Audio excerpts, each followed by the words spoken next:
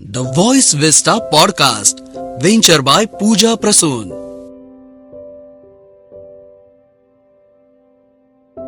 The Voice Vista प्रस्तुत करता है आर्टिस्टिक माइंड्स। आज मेजबान समीर देसाई एक प्रतिष्ठित म्यूजिक डायरेक्टर और DRD इंटरनेशनल म्यूजिक एकेडमी के दूरदर्शी पंडित धनंजय धुमाल जी के साथ बातचीत करने वाले हैं। अविस्मरणीय धुनों की रचना से लेकर युवा संगीतकारों के भविष्य को आकार देने तक पंडित धुमाल जी का प्रभाव बहुत गहरा है। समीर हमें रचनात्मकता, प्रेरणा और समर्पण की उन परतों के माध्यम से अपनी यात्रा को उजागर करेंगे जिसने धुमाल जी को संगीत उद्योग की आधारशिला बना दिया है। मात्र 10 साल की उम्र में ही HMV कंपनी ने उन्हें मास्टर पदवी प्रदान करके सम्मानित किया था। आइए ऐसे महान अंतर्राष्ट्रीय कीर्ति प्राप्त संगीतकार के जीवन संगीत को हम सुनते हैं। Hello and welcome to Artistic Minds, the podcast that delve deep into the creative genius of 11 legendary artists from diverse segments. This podcast is brought to you by Voice Vista Podcast Venture, which is conceptualized by visionary Pooja Prasoon and is coordinated by Sulika Chauhan. This show is a celebration of innovation, passion, and mastery in arts. I am your host, Sameer Desai. Together, we embark on a journey to explore the minds behind the masterpieces, the inspiration that drives them, and the stories that define their legacy. Get ready to be inspired, intrigued, and enthralled as we uncover the essence of artistic brilliance.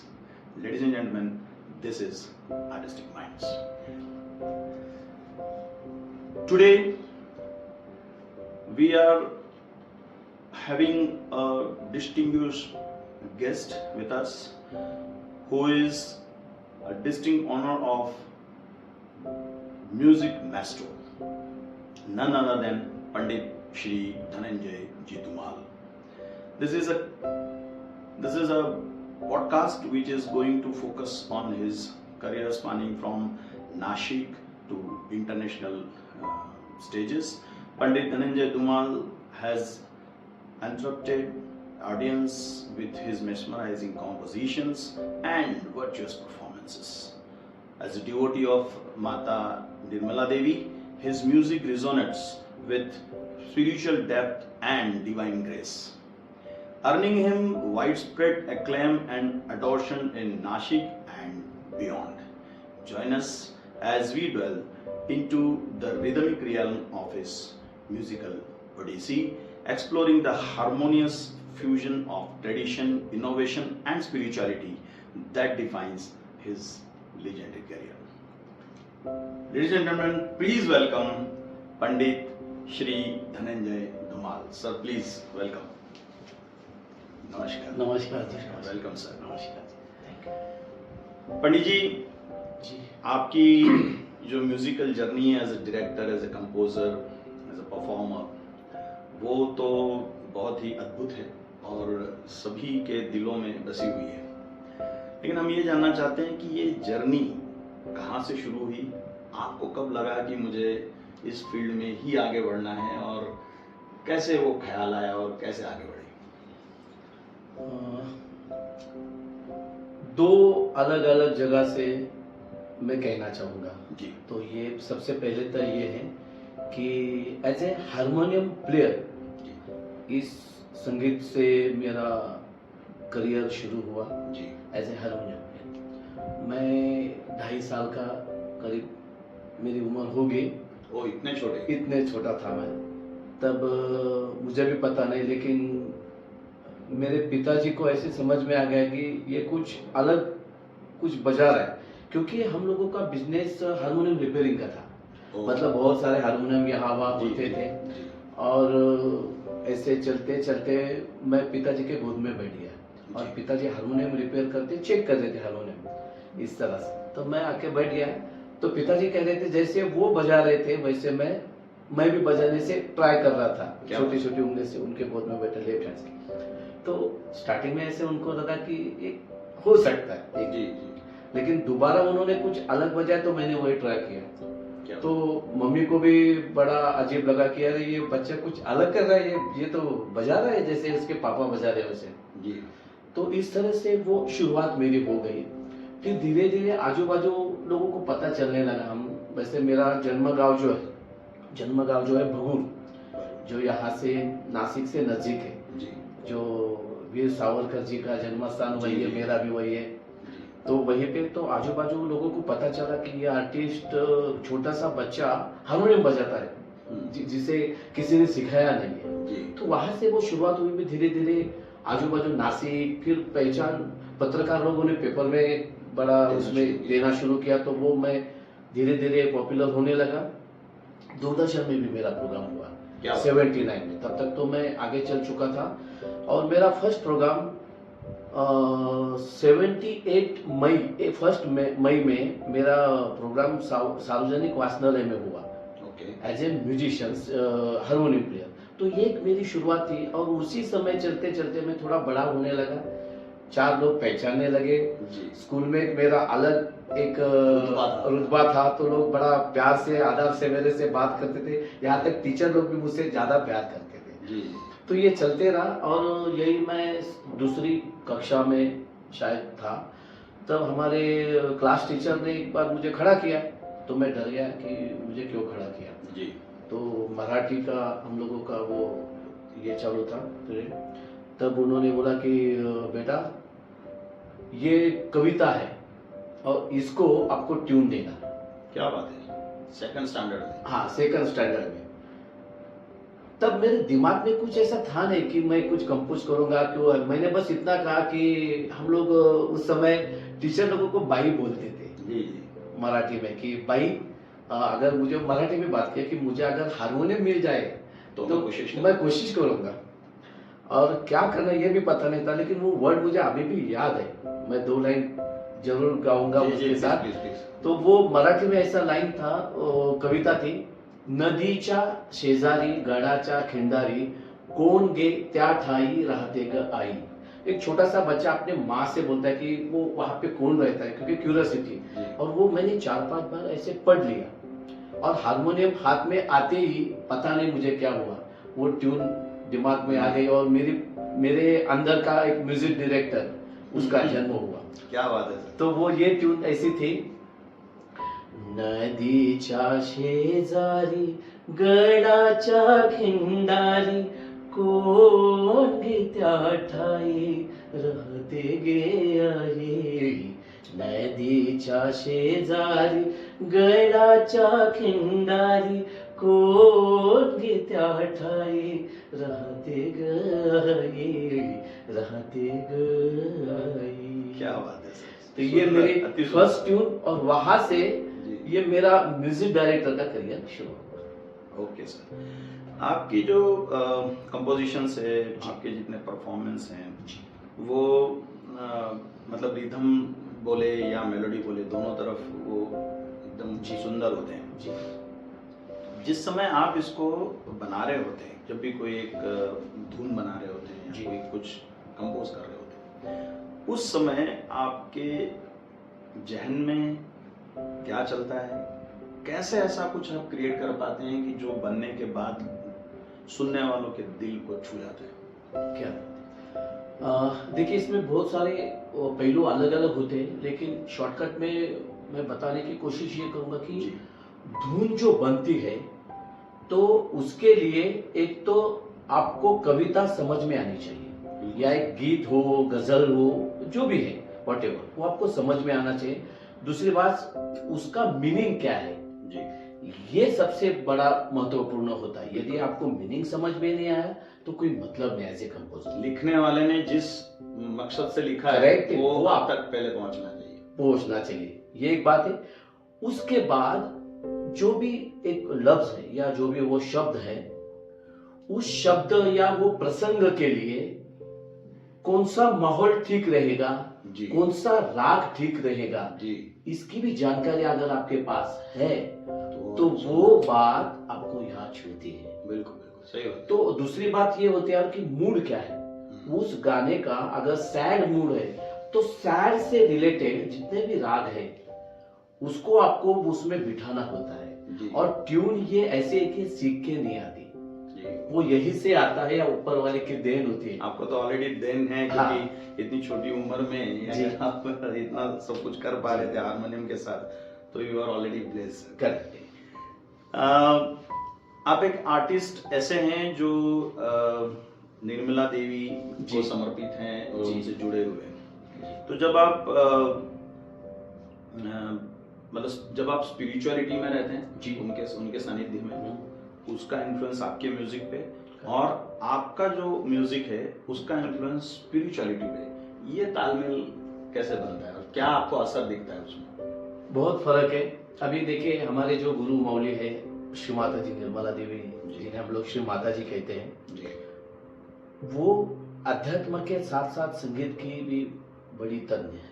और खुद उन्होंने बहुत सारे बातें हम लोगों को सिखाई।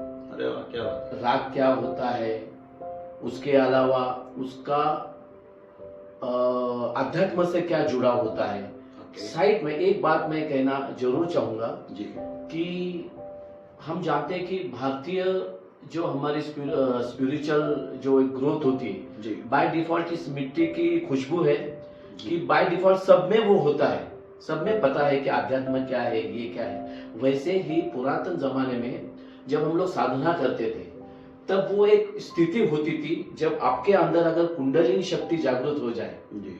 तब वो जब सहस्रार में आते तो आपको निर्विचारता स्थिति मिल जाती, जिसे पाने के लिए कई साल लोग तपस्या करते हैं। तो वो तो उन्होंने हम लोगों को जागृति दे दी थी, तो हम लोग फील करते थे हाथ से, दोनों तलवे यहाँ से और तालु भाग से। क्या बात है। लेकिन उसका म्यूजिक से रिलेटेड बड़ा हमें अच्छा लगा, क्योंकि हम लोग प्रोफेशनल म्यूजिशियन हैं और 93 में फर्स्ट टाइम उनके सामने एज ए म्यूजिशियंस मुझे इनवाइट किया था जी। उन लोगों ने।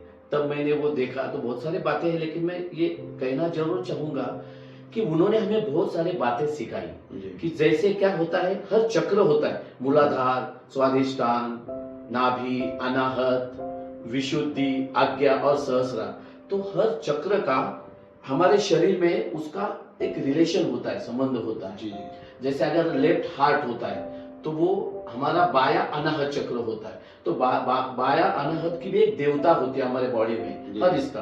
तो उसका अगर उस स्वर में सा रे ग म प ध नि, वैसे राग भी होते चक्र में, अच्छा। जो म्यूजिक थेरेपी कहा जाता है। जी। तो उस राग का हम लोगों ने उस चक्र के ऊपर यदि गायन किया या हम लोग बजाते हैं, उस पर ध्यान किया, तो आपके बॉडी पे उसका इफेक्ट पड़ता है। क्या बात है। ये उन्होंने बातें हमें सिखाई। तो उस स्पिरिचुअल लेवल से हम लोग प्रेजेंटेशन करते थे, हमें पता नहीं चलता हम क्या बजा रहे। तो ये एक होता है। इसका फायदा ये होता है कि जब हम लोग स्पिरिचुअल से बाहर कमर्शियल काम करते हैं, जी। हम लोग जानते हैं कि ये जो माहौल है कमर्शियल, ये बड़ा अलग है। इसके बारे में मैं ना बोलूं तो ही ठीक है, लेकिन ऐसे स्थिति में ये हमें बहुत काम आता है कि ये स्पिरिचुअल लेवल भी हमारी उस लेवल पे होती। और जब भी मैं कुछ सुनाता हूँ बाहर, तो लोग बोलते बाकी कंपोजिशन सुनते, लेकिन जब आपकी कंपोजिशन सुनते हैं तो हमें कुछ अलग एहसास मिलता है। जी। बिल्कुल कमर्शियल में चाहे किस टाइप का भी काम करूं मैं, चाहे जैसे बोलते कि क्लासिकल कंपोजिशन है, वेस्टर्न है, एटम सॉन्ग भी मैं करता हूँ क्योंकि वो बिजनेस है। तो उसमें भी एक ऐसा स्टैंडर्ड होता है कि लोग सुनते हैं बहुत अच्छा लगता है, ये वल्गैरिटी नहीं रहती। तो ये सब बातें मैं काम करता हूँ इस अलग साइड से। आप क्लासिकल से लेके कॉन्टेम्पररी जॉनर और अभी जैसा आपने कहा कि हर आठवें नंबर तक बिल्कुल स्पिरिचुअल आपका टच तो है ही है। बिल्कुल। तो जब इतना वैरायटी, इतनी वर्सेटिलिटी आपके काम में है जी, तो कभी ऐसा कुछ हुआ कि आपको कुछ ऐसे चैलेंजेस आए जिसको आपने ओवरकम किया और उसके बावजूद भी आपने अपना जो म्यूजिक का एसेंस है वो नहीं जाने दिया और उन चैलेंजेस को पूरी तरह से पार करके आपने वही कंपोज किया जो एक्चुअल में आप इतना सुंदर करते हैं? ऐसे बहुत सारे उदाहरण, बहुत सारे। देखिए मेरा फर्स्ट काम शुरू हुआ था कमर्शियल 1983 में। मैंने एक्चुअली म्यूजिक डायरेक्शन एथोराइज शुरू किया एचओबी के लिए। क्या बात। 2 साल मुझे HMV। यस, उसका बड़ा स्टोरी बहुत अच्छा है कि मैं नासिक रहता था उस समय। पिताजी के एक दोस्त थे अशोक निकम जी जी। बड़े अच्छे गीतकार थे। जी तो उन्होंने कुछ कविताएं गीत उनके लिए मेरे मेरे पिताजी मेरे गुरु, उन्होंने ये सब बातें मुझे सिखाया, म्यूजिक डायरेक्शन कैसे करना क्या नहीं ये सब बातें सिखाया। तो वो भी बड़े अच्छे हारमोनियम प्लेयर, पटियाला घराने से हम लोग हैं। अरे वाह। और जी, और वो बड़े अच्छे कंपोजर थे। तो उनके पास उनकी इच्छा थी कि वो कंपोज करें और मैं बाहर खेल रहा था गोटियां, हमारे इधर बचपन में छोटा, जी। और मैं खेलने गया। तो पिताजी से वो मिलने आए, बोले मैं कुछ गाने लेके आया हूँ, मेरी इच्छा है कि आप उसे कंपोज करें, आप बड़े म्यूजिक डायरेक्टर हैं। जी तब पिताजी ने बोले क्या है, तो बोले हमारे महाराष्ट्र की एक फेमस आर्ट होता है लावणी, लावणी। बड़ी फेमस है वो, ये बड़ा भी मुश्किल बहुत- भी होता है, एक आर्ट उसका अलग है, फोक है, फोक वो स्टाइल, art यस है, यस। तो वो बड़ा, और कंपोजिशन के बड़ा मुश्किल होता है उसका। जी तो उनके पिताजी तो इसमें बहुत माहिर थे, हर टाइप का कंपोज करते थे। तो वो आए तो उन्होंने वो देखा, तो बोला एक प्रयोग करो, मैं कंपोज नहीं करूंगा आपके गाने, मेरा बेटा करेगा। क्या बात है। तो बोले कौन, तो बोले धनंजय। हम्म। तो थोड़ा सा वो मेरा वो देखते थे कि मैं ये बजाता वो बजाता हूँ, तो उन्होंने मराठी में बोलिया कि ये इतना मुश्किल काम नहीं है, वो मुश्किल छोटा है, है। वो छोटा है, ये उसका काम नहीं है, जी जी तो आप ही कीजिए। तो पिताजी बोले अरे नहीं नहीं, आप ट्राई तो करो, अगर नहीं आपको पसंद आया तो मैं तो हूँ ही। जी तो मुझे उन्होंने आवाज दी जी मराठी में, मैं दौड़ते दौड़ते वैसे आ गया। बोले पिताजी तो डरते थे, हम लोग बड़े स्ट्रिक्ट भी थे। तो हाँ दादा, दादा बोलते थे हम लोग, हाँ दादा। तो बोले बेटा या बैठो हारमोनियम पे। तो मैं बैठ जाता था, जब भी कोई बोलता था बजाओ, तो मैं सोच नहीं, डायरेक्ट शुरू हो जाता था। पैशन था आपका, बहुत उसमें पैशन, बहुत मुझे बहुत पसंद। ये राग बजाओ मैं तुरंत बजाऊं, वो बजाओ मैं तुरंत बजाऊं। तो पता नहीं था कि जी, किसी जी, ने जी। सिखाया या कुछ नहीं, ऑटोमेटिक वो आता था। तो बोले बेटा ये पढ़ो तो क्या है। तो मैंने ऐसे ऊपर से नीचे तक वो सब पढ़ा, मुझे इतना समझ में नहीं आया। तब पिताजी ने बोला देखो बेटा, इसको लावणी बोलते हैं, और लावणी ऐसी होती है कि ये श्रृंगारिक रहती है, इस टाइप से, जिसमें एक वो रहता है, ये इस गाने का ये मूड है और इस टाइप से है, बस इतना उन्होंने बता दिया। अभी इसको आप ट्यून बनाओ। तो मैंने जैसे 2-3 बार देखा और तुरंत मेरे फर्स्ट कमर्शियल कंपोजिशन शुरू हो गई वहीं से। क्या बात। और उनके ही सामने बिल्कुल हारमोनियम पे बैठ के मैंने वो कंपोजिशन उनको सुनाई। जी एक कंपोजिशन सुनने के बाद वो 2 मिनट शांत बैठ के उनके आंखों से आंसू आंसू आ गए। ये बोले इधर का काम नहीं, ये ऊपर का काम है, ये बेटा ये कैसे कर सकता है, मुझे समझ में नहीं आया। तो ऐसे करके उन्होंने कुछ और कंपोजिशन दिए। तो 10-12 कंपोजिशन लेके वो मुझे एचओबी ऑफिस में लेके गए। क्या बात। फिर उसके बाद उन्होंने मेरी एग्जाम ली, सब बड़े बड़े, के जसवाल जी, अनिल अरुण म्यूजिक डायरेक्टर, फिर बप्पी लहरी जी, ये सब ऐसे बड़े बड़े टॉप के लोग वो मेरे एग्जाम ले रहे थे कि ये सही में बच्चा कंपोजर है या नहीं, या उसके पिताजी ने उसे सिखाया और ये आके करे। तो उन्होंने भी स्पॉन्टेनियस मुझे कुछ कंपोजिशन दिए थे, वो मैंने किए। फिर उसके बाद उसका रिजल्ट गया कोलकाता में, तब कलकत्ता मेन ऑफिस था उनका, एचओबी का। तो उसके बाद 2 साल लगे इस सब बात होने में, प्रोसेस में। और मैं कहने में बड़ा मुझे आनंद होता है कि मुझे मास्टर डिग्री मिली वहां से। क्या बात। कि master Dhananjay Dhumal music director. क्या बात। तो तब से 85 में मेरा फर्स्ट रिकॉर्डिंग हुआ और तब से ये मेरा करियर शुरू हुआ। क्या बात है सर। नासिक की एक बहुत ही खास जगह है आपके दिल में जी। और नासिक कल्चरल हेरिटेज इसकी वैल्यू नासिक की एक अलग है, क्योंकि बड़ी पुण्य नगरी कही जाती है। तो आपकी ये जो कंपोजिशंस है, आपका जो काम है, उस पे नासिक के कल्चर एंड हेरिटेज की क्या छाप या क्या असर या उसका कुछ रिलेशन है या नहीं है? देखिए उस समय तो क्या था कि एक नासिक जो सिटी थी एक मर्यादित थी जी, उसमें लिमिटेशन था जी, अगर आपको कुछ भी करना है या तो फिर आप मुंबई चले जाइए या कोई बड़े सिटी में चले जाइए। एक कल्चरल म्यूजिक का कल्चर बहुत बड़ा था जी एक बड़े पुराने पुराने बड़े बड़े अच्छे आर्टिस्ट नासिक में हुए, जी लेकिन जिस तरह से आपको आगे जाना है जी तो वहां आपको वो पॉसिबल नहीं था। जैसे मैं भगूर से नासिक आया तो एक बड़ा प्लेटफॉर्म मिला, लेकिन और पिताजी चाहते कि और बड़ा हो जाए। जी अगर इसको म्यूजिक डायरेक्टर बनना है तो नासिक में नहीं बन सकता, मुंबई जाना तो मुंबई जाना पड़ता। तो पिताजी मुझे मुंबई ले जाते थे, काम करते थे। तो ये मेरा सिलसिला तब हुआ शुरू। तब कुछ भी रिकॉर्डिंग करना है तो हम लोग मुंबई जाते थे। जी और एक बात जो पहली थी वो मैं भूल गया था, वो मैं ये कह रहा था कि कंपोजिशन करते वक्त चैलेंजिंग जो होता है, जी तो जब भी कोई मेरे पास काम आता है तो मैं कुछ भी काम हो तो उसको वो साचे को वही रख के उसको और मेलोडियस कैसे किया जाए, जी जो कोई ना कर सके वो मैं कर सकता हूँ। ये आत्मविश्वास बचपन से मेरे में था जी और इसके वजह से हटके कुछ करने की आदत मुझ में बचपन से लगी। जैसे बहुत सारे हैं, जैसे मैं आपको बताऊं कि पंचों का काम मैंने फिल्म के लिए काम किया। ओके माचीवाला बुदा एक फिल्म थी, तो उसमें प्रोड्यूसर की एक डिमांड थी डायरेक्टर की कि मुझे पंचों का गाना चाहिए जी जिसमें कोई भी वोकल का इंस्ट्रूमेंट आवाज नहीं चाहिए, कोई जैसे कंप्यूटर से बना हुआ कीबोर्ड से आया हुआ ऐसा कुछ आवाज नहीं चाहिए, ओरिजिनल बस चिड़िया ओरिजिनल चिड़िया या जो भी आप पंछी चाहते हो पंछियों का गाना।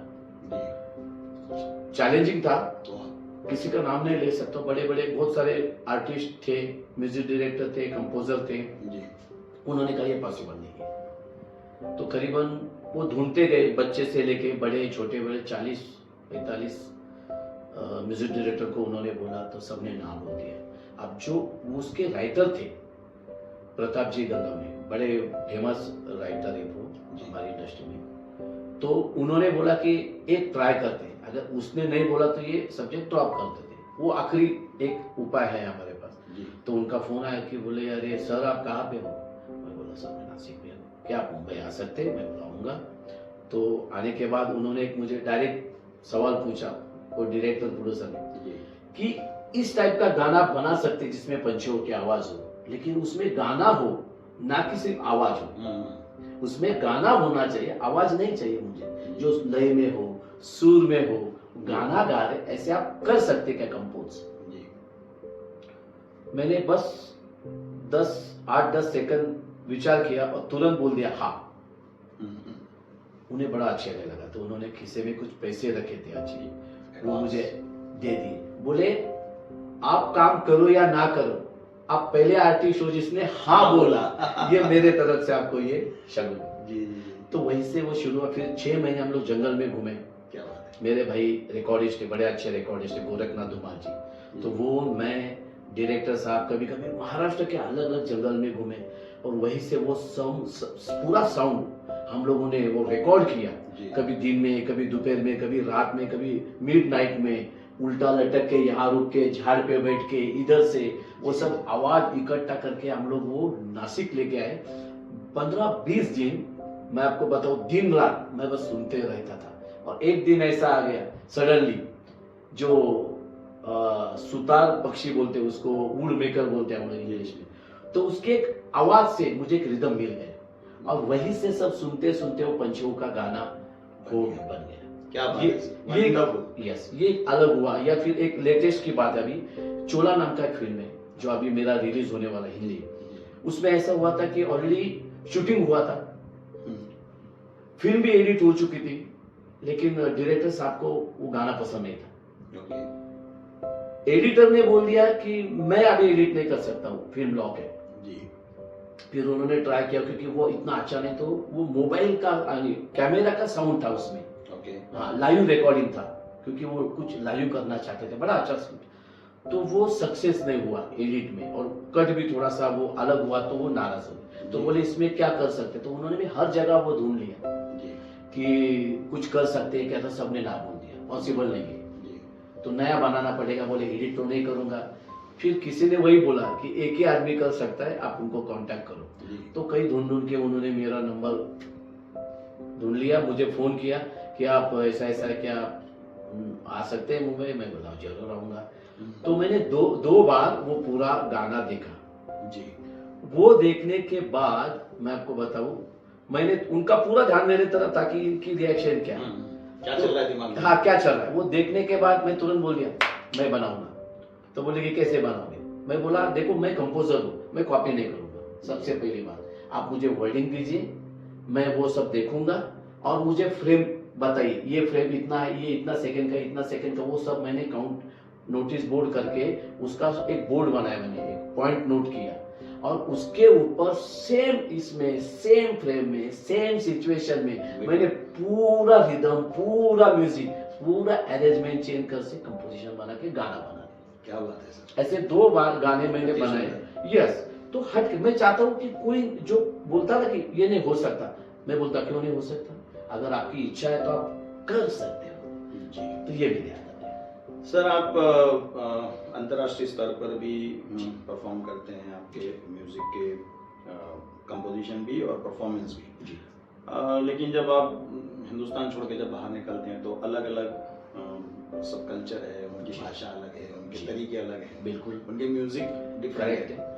तो ये जो एक गैप बनता है आपके श्रोता और आपकी कृति, इन दोनों के बीच में, उसको कैसे आप ब्रीच करते हैं? आप कैसे उसको मतलब वो गैप नहीं आने देते, किस तरह से जुड़ते हैं उनके साथ? करेक्ट। अभी देखिए कि जब भी मैं आउट ऑफ जाता हूँ तो सबसे पहले हम लोगों का क्या है कि देखिए अभी एक तजुर्बा की बात होती है कि एक हम लोग एक नजर सब जगह से मारते हैं जी कि किस टाइप की पब्लिक है। एक तो नॉर्मली सीधी सी बात है, अपना म्यूजिक इंडियन लोगों को ज्यादा पसंद होता है। 100%। अबे आपको वो टेंशन होता है कि आप जब फॉरेनर्स लोगों के सामने बजाते हो या गाते हो, उनको पसंद आएगा क्या नहीं आएगा, करेक्ट है।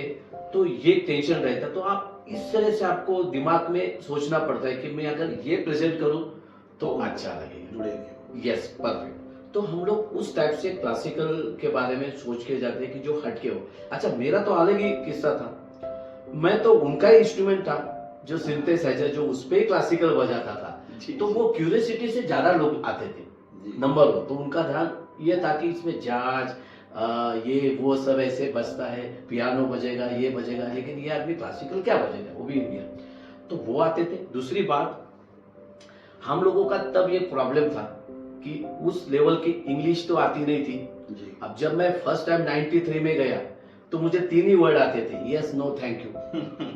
अभी मैं आपको बताऊं, जब किसी से बात करनी हो तो मैं यहाँ वहां देखता था कि कौन क्या कर रहा है, कौन क्या कर रहा है, समझ में तो कोई आता नहीं था। एक मीडिएटर होता था, तो वो पहले बोलता था कि देखिए भाई आपको ये बजाना है, ये आपका है, क्या क्या है वो आप बताइए, फिर वो सब इंफॉर्मेशन लेके वो बोलते थे, जैसे आप अभी जी बोल रहे थे जैसे। तो ये होता था। तब जब हम लोग बजाते थे तो ये शुरुआत थी मेरी। तो ऐसे करते करते अंदाजा हो गया कि इन लोगों को क्या चाहिए जी।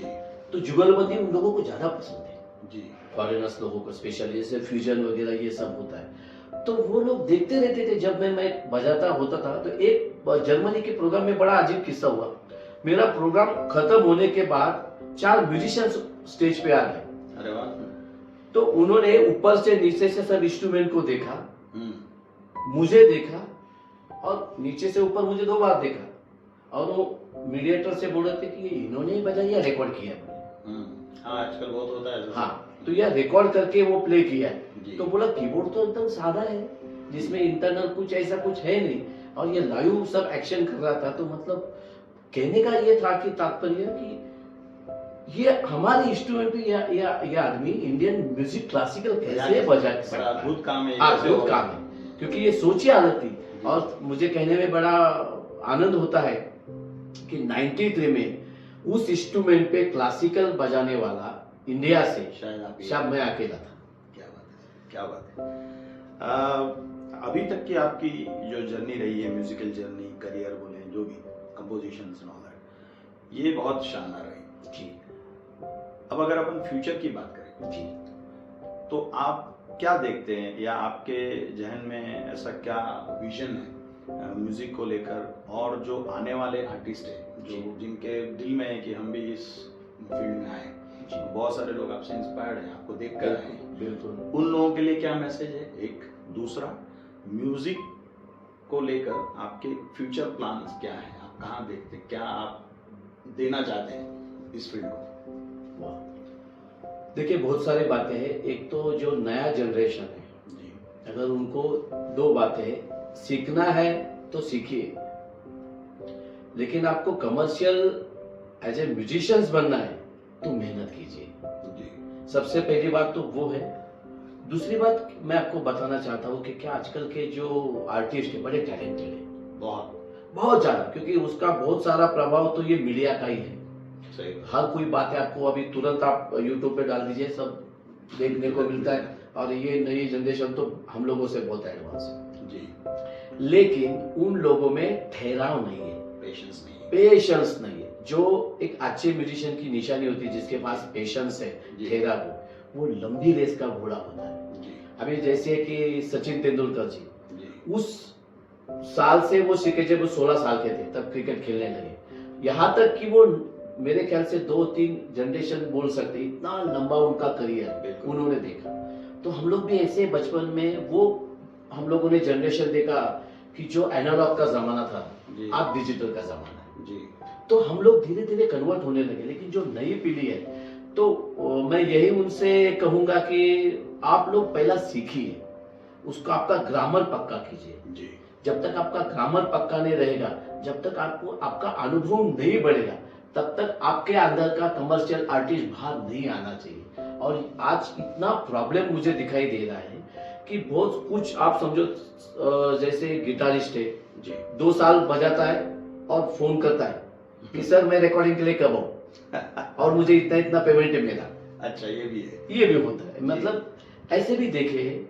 या फिर ये भी कुछ बोलते कि सर आप हमें सिखाइए क्या बजाना क्या नहीं, और सीखते हैं, सब करते हैं, फिर बोलते सर मेरा पेमेंट भी दीजिए। तो ये भी होता है। कुछ लोग ऐसे भी बच्चे देखे मैंने, सर बस आप हमें सिखाइए, तो हम लोग सीखना चाहते हैं। वो सही आर्टिस्ट है, और वही असली। सही है। जब वो लोग सीखते हैं 8 साल 10 साल, तब जाके वो टॉप लेवल पे जाते हैं। ऐसे मेरे बहुत सारे सिंगिंग के स्टूडेंट्स हैं, हारमोनियम के हैं, सिंथेसाइजर के हैं। जी और वही सिंथेसाइजर का एक बात जिक्र करना मैं भूल गया कि मैं क्लासिकल बजाता हूँ, तो मैंने हमारे श्री माता जी से कहा कि श्री माता जी, इसको कोई आप ऐसा नाम दीजिए कि जो मुझे तसल्ली हो कि मैं कुछ अलग कर रहा हूँ। तो मैं जैसे फॉरेन में जाता था तो लोग बोलते थे electronic accordion, electronic synthesiser, electronic keyboard, जी प्ले बाय पंडित धनंजय धुमाल वगैरह ऐसा। तो मुझे वो अजीब लगता था कि मैं क्लासिकल बजा रहा हूँ, तो क्लासिकल नाम होना चाहिए। जैसे हारमोनियम, जी हारमोनियम का हम लोगों का नाम रखा गया संवादिनी,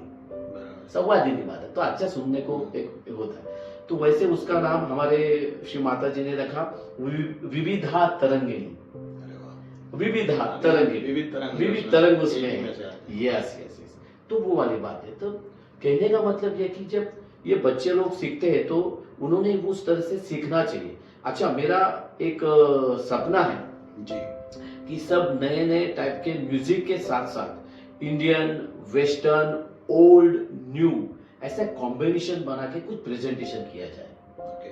हाँ, fusion sort of? Fusion type भी होता है। और मैं ये चाहता हूँ नए लोगों को लिए कि जो पुराने म्यूजिशियंस है उनका अनुभव बहुत बड़ा है, तो उनको साथ लेके जो नए बच्चे हैं उनको भी साथ लेके कुछ अलग मैं कंपोजिशन करना चाहता हूँ, ओके।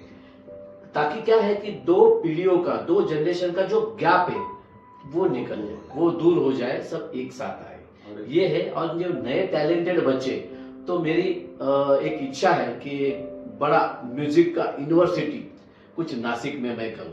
क्या बात है सर। जैसे अभी भी मेरे पास पूरे वर्ल्ड से बच्चे सीखने भी आते हैं, ऑनलाइन भी मेरा DRD इंटरनेशनल म्यूजिक एकेडमी है, जी वहाँ ऑनलाइन भी मेरे पास बच्चे सीखते हैं, पूरे फॉरेनर्स भी सीखते हैं बहुत सारे जी वर्ल्ड में से, अलग अलग इंडियन भी है, कुछ ऑफलाइन सीखने आते हैं। जी तो उसमें क्या है कि एक ऐसा इंस्टीट्यूट हो जिसमें बच्चों को सब टाइप का नॉलेज मिले, चाहे रिकॉर्डिंग स्टूडियो का हो, मेरा स्टूडियो भी है, जी चाहे सिंगिंग का हो। अभी देखिए सिंगिंग में क्या होता है, स्टेज सिंगिंग अलग होती है, हाँ, और प्लेबैक अलग होता है, दोनों का थ्रो अलग होता है, जी। दोनों का प्रोनाउंसिएशन अलग होता है, कौन से वर्ड को सॉफ्ट करना, तो ये जो टेक्निक है तो यहाँ सिखाया नहीं जाता। जी तो मेरी इच्छा है कि मैंने वो करना है कि जो बच्चों लोग को सब एक ही जगह पे, जैसे ये आजकल वो मॉल सिस्टम है, जी जी सब उसमें मिल जाता है, वैसे वो म्यूजिकल मॉल ऐसा हो कि सबको फ्यूचर में क्या है वो सब मैं वहाँ कर सकूं। क्या बात है सर, आपकी बहुत ही ये नेक आपका सपना है और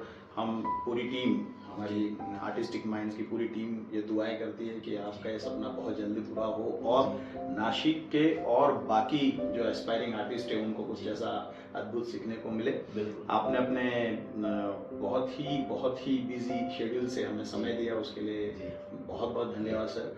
पूरी टीम की ओर से आपको बहुत शुभकामनाएं और आपका म्यूजिक हम इसी तरह सुनते रहें और आप इसी तरह से अच्छा बनाते रहें। बिल्कुल। नए बच्चों लोग को जाते समय में इतना जरूर बोलूंगा कि जो माध्यम है, चाहे यूट्यूब हो, इंस्टा है, फेसबुक है जी, आप खुद का कुछ जरूर कीजिए क्रिएटिविटी जी, लेकिन ऐसा हो जिसमें सबको आनंद आ सके जी, कोई आधा अधूरा ना रहे जी जी जी। जैसे आजकल क्या कमी रह गई ऐसा नहीं लगना। हाँ, तो कुछ बड़ों लोगों का मार्गदर्शन हो और अगर कुछ नया सीखना है तो जैसे फेसबुक या इंस्टा है, मेरा यूट्यूब चैनल है, उसमें भी ये लोग बच्चे लोग सीख सकते हैं जी जी। तो बड़ा मुझे भी बहुत आनंद हुआ आपसे।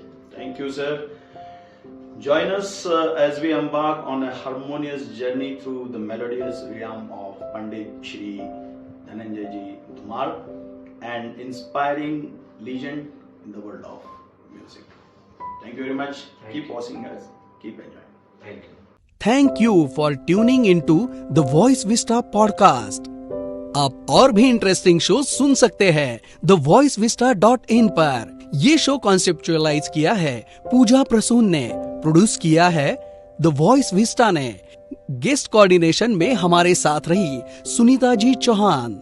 डिजाइन किया है टीम क्रिएटर्स डेन ने। साथ ही एडिटिंग और प्रोडक्शन के लिए धन्यवाद टीम लर्निंग बी को। प्रोमो वॉइस दिया है राहुल ढोले ने।